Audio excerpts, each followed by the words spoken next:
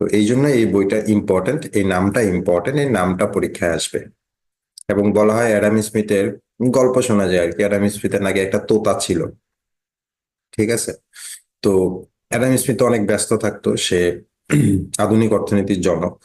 তো Adam Smith যখন Adam স্মিথের সাথে কেউ যখন মিট করতে আসতো অর্থনৈতিক সমস্যা নিয়ে, তখন অ্যাডাম স্মিথের সাথে মিট করার আগে নাকি তোতার সাথে মিট করতে হতো। তো তোতা শুধু তিনটা ওয়ার্ড জানতো। একটা ওয়ার্ড হচ্ছে ডিমান্ড, একটা ওয়ার্ড হচ্ছে ডিমান্ড অ্যান্ড সাপ্লাই। মানে এই তিনটা ওয়ার্ডই জানতো, ডিমান্ড অ্যান্ড।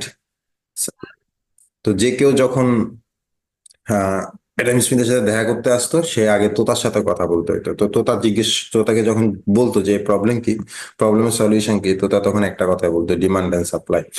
অর্থাৎ ডিমান্ড এন্ড সাপ্লাই যদি মিলে যায় তাহলে যে কোনো প্রবলেমের সলিউশন হয়ে যাবে।